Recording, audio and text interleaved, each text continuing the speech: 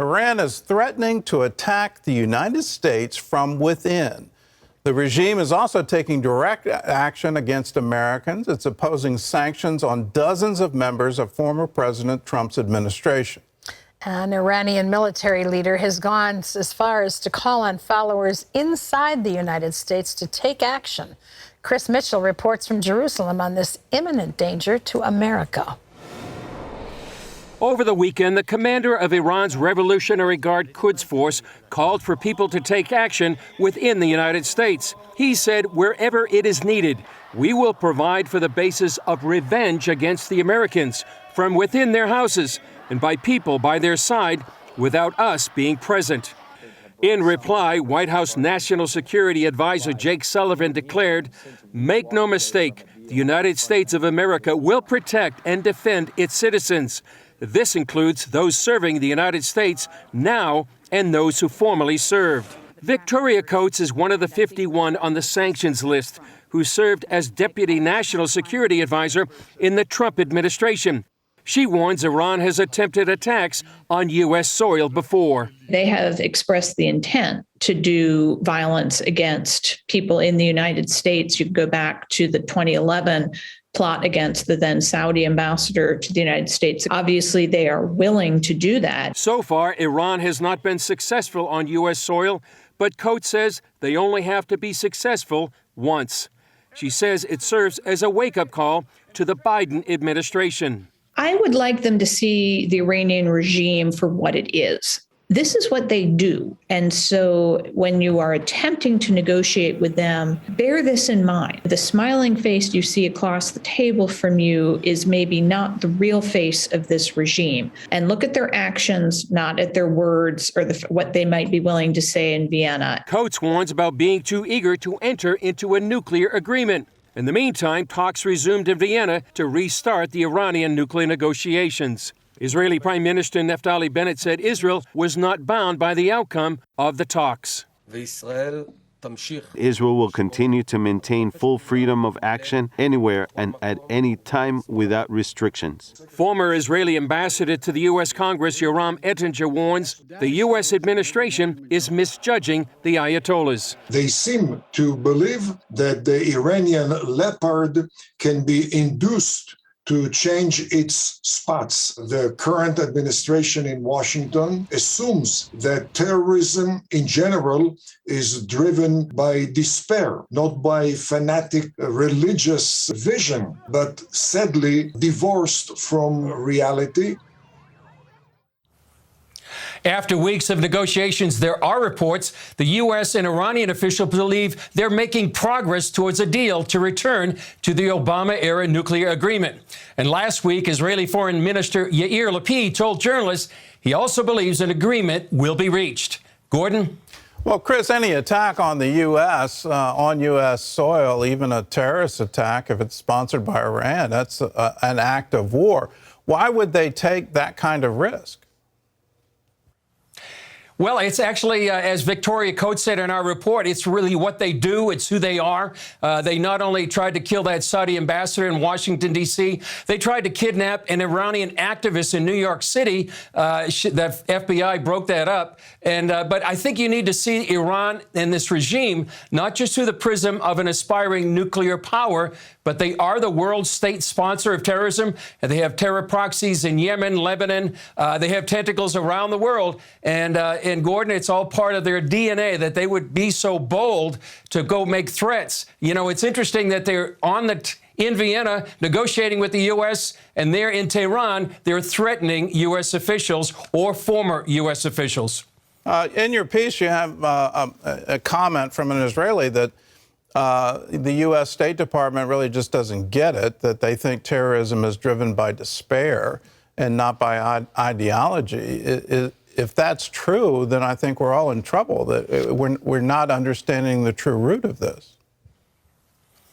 Exactly. I mean, he was making the point in our interview that, you know, an economic or diplomatic presence, so to speak, to Iran is going to change their attitude. He made the point, and we've talked about this before, Gordon. They're driven by an ideology, a religious apocalyptic ideology that they want to take over the region, the Middle East. They want to take over the world. So what the U.S. is doing by trying to give them incentives, economic incentives, diplomatic incentives to stop their nuclear program or to, stop threatening U.S. officials really not going to work. And as he said, you're not going to change the spots on this Iranian leopard by these economic and diplomatic incentives. Well, right now, Iran is launching missile attacks against U.S. troops stationed in Iraq. What is Israel's response to that kind of attack? Well, one thing they're doing, Gordon, right now, they're assisting the United States with intelligence. They've actually helped the U.S. Some of these bases escape some of these attacks. But also what they're doing is they're carrying out their own deterrence. There's a shadow war going on throughout the Middle East between Israel and Iran. Israel has launched literally hundreds of strikes inside Syria against Iranian targets. Israel actually right now, Gordon, and we mentioned this before, they're alarmed by what the U.S. is not doing here in the Middle East, the lack of response against these attacks. And they point to three examples. Obviously, the main one is what they did, this administration pulling out of Afghanistan. That was just a profound U.S. weakness on the United States. There's also a place called Tanif. It's a U.S. base in western Iraq. It was attacked by Iranian militias.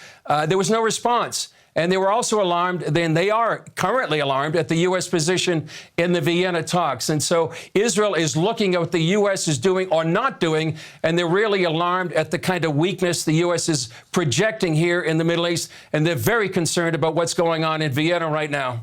Well, all of this points out that Israel may have to go it alone. If we're going to stop Iran from obtaining a nuclear weapon, Israel may have to go it alone. So are they even capable of making a first strike against the weapons program? Well, in fact, just a couple of hours ago, Gordon, I talked to Yaakov Katz. He's the editor-in-chief of the Jerusalem Post. He's the former defense analyst of the Jerusalem Post. Back in 2012, he wrote a book of how actually Israel could do it. A lot has changed since then, but a lot has remained the same. The bottom line is that they can't allow a nuclear Iran. You know, the Begin Doctrine, which means former Prime Minister Menachem Begin said, we will never allow one of our neighbors to get a weapon of mass destruction. But they also have to weigh the consequences. What you're going to have is an immediate war with Iran if Israel attacks the nuclear facilities, the proxies, Hezbollah, Hamas as well. And then they have to weigh the consideration. Will Iran just rebuild once they attack? But they do have the capability, I believe, Gordon. Whether or not they launch that strike remains to be seen. But right now, all the eyes right now are watching the talks in Vienna, and also as Iran gets closer and closer to a nuclear weapon.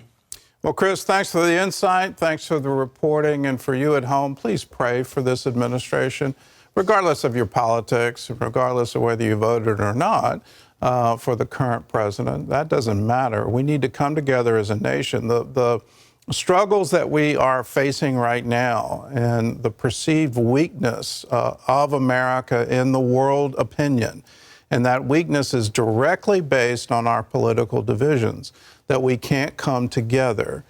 We can't unite together. Well, we're now seeing Russia rise up, threaten to invade Ukraine. We're seeing China make threats against Taiwan, impose their will on Hong Kong, imprison anyone who dissents. We're seeing renewed religious oppression in India, and there are no consequences to it. And this stuff that's happening right now in Iran, where they're saying we want to attack American citizens on American soil. Understand what that means. You can't possibly go to a peace treaty with people that do that kind of thing.